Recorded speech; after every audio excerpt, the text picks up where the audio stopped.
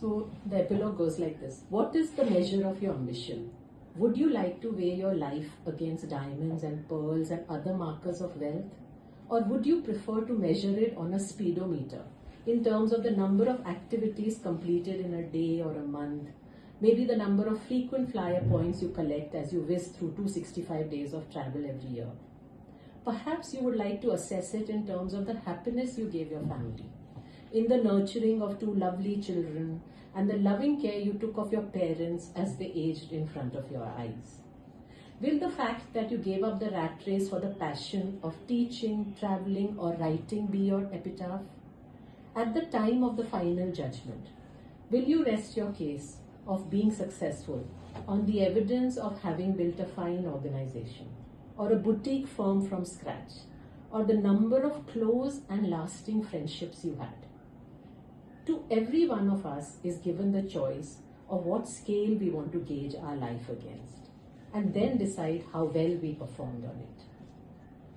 This book is not a guide or lesson on whether the choices you made or the goals you sought were right or wrong, good or bad. I wrote this book to tell you that you, and you alone, should have the power and authority to make that choice. Wow. Without the baggage of expectations, without the affliction of being seen as a woman in a largely male-dominated world, without the conditioning that was injected in your veins and the veins of your mother and grandmother.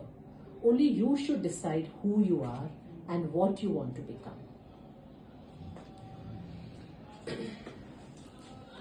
To bring about the changes you desire, you cannot continue using the current instruments of trade. Change will only happen if you change the tools which need to be uniquely yours and different from the ones used thus far. Audre Lorde, the American writer and feminist, said, "The master's tools will never dismantle the master's house." It is an imperative and a necessity to remain different, to not fall in the trap of molding yourself into becoming one of the boys or the boys' playthings. Start standing straight and tall, talking loudly and laughing boisterously. The default background score in our public and private spaces is deafeningly male. You need to change that. Your invisibility and your silence have been your biggest weakness. You are wise, you are talented and bright, but you have not been bold and brave. It is time you stood up to be counted. Display your legs and cleavage at your will. Ask the gentleman sitting next to you not to peer down your neckline. If he can stare openly, you can tell him not to do so openly too. If you disagree with your board members, say so in the boardroom itself, and don't hide behind one-on-one chats. Start letting go of your children, the wounds in your past, the organization that did not give you the growth you wanted or paid you less than your male colleagues. And even your desire to feel needed or to get married if you don't want to.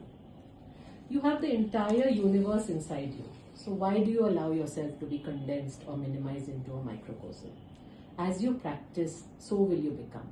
So practice the swagger, practice being flamboyant and confident, practice walking with the sway of your hips, a song on your lips, and laughter in your heart.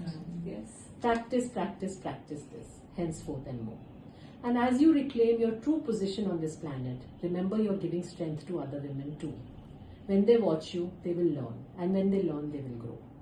That is the only way we will quicken the pace of change, begin to hold up half the sky that rightfully belongs to us. One woman holding up one corner of it at a time.